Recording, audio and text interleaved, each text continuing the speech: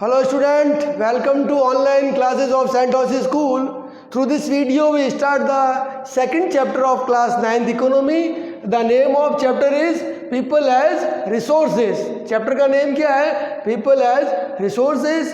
It's mean this chapter explain कि people is a resources, मतलब जो population है it is the assets for the economy, not liabilities. जो आपकी population या जो मनुष्य है वो एक कंट्री के लिए एसेट्स का मतलब वो संपत्ति है, ना कि लायबिलिटीज उसका उत्तरदायित्व है। 11th of July we celebrate the world population day. तो ये चैप्टर यही शो कर रहा है कि जो पॉपुलेशन है आपका एसेट्स है वह एक कंट्री के ऊपर बर्डन नहीं है अगर हम उसका प्रॉपर यूज़ करेंगे। तो we discuss the following topic in this chapter: meaning of resources and human resources, importance of human resources कि ह्यूमन रिसोर्सेज की क्या इंपॉर्टेंस है, types of economic activity, 3 types है, primary, secondary and tertiary sectors activity. फिर हम discuss करेंगे quality of population कि हम पॉपुलेशन की क्वालिटी को कैसे इंप्रूव कर सकते हैं। And last is importance of health and education कि हमारे लाइफ में हेल्थ और एजुकेशन की क्या इंपॉर्टेंस है। और लास्ट है अनएम्प्लॉयमेंट एंड टाइप का अनएम्प्लॉयमेंट बेरोजगारी क्या है और ये कितने प्रकार की होती है। Now the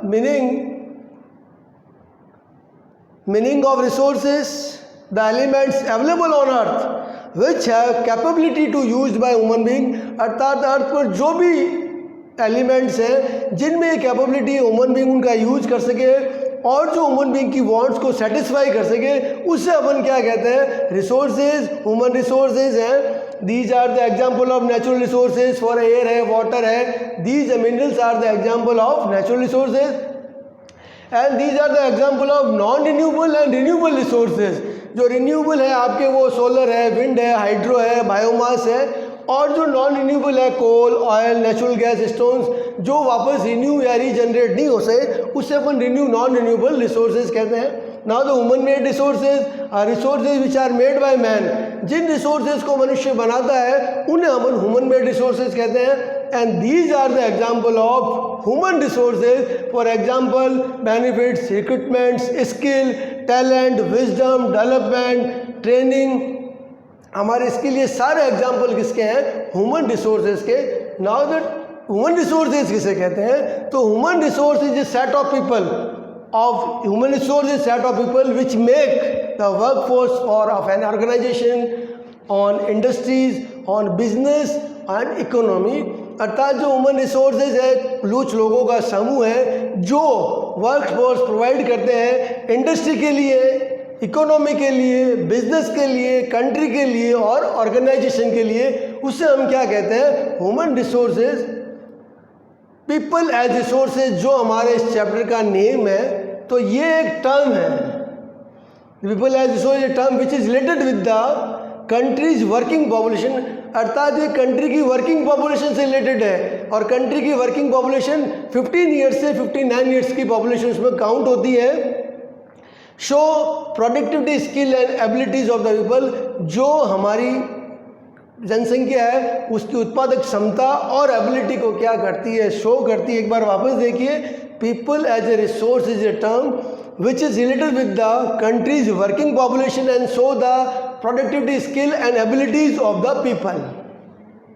now the people as resources means population of a countries assets for the economy, not a liabilities.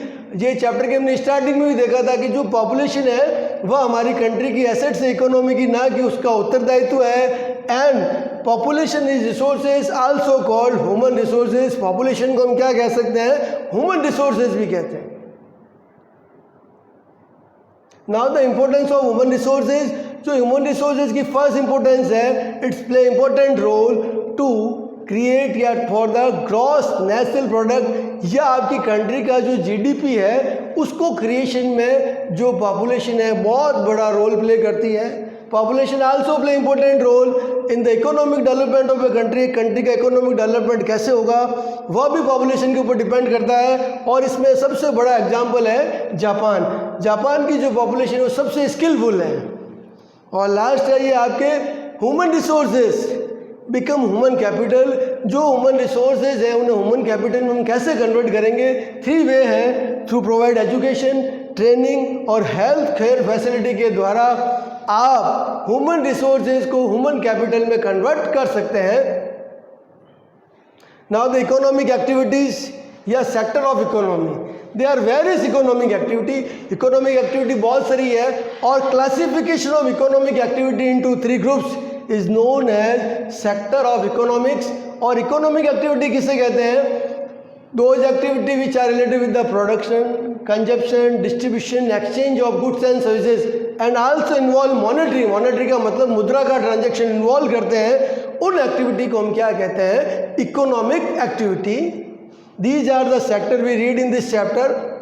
Primary sector include the agriculture, dairy, forestry, fishing activity. Secondary sector include the manufacturing activity and tertiary sector include the various types of service activity, banking, accounting. Now the primary sector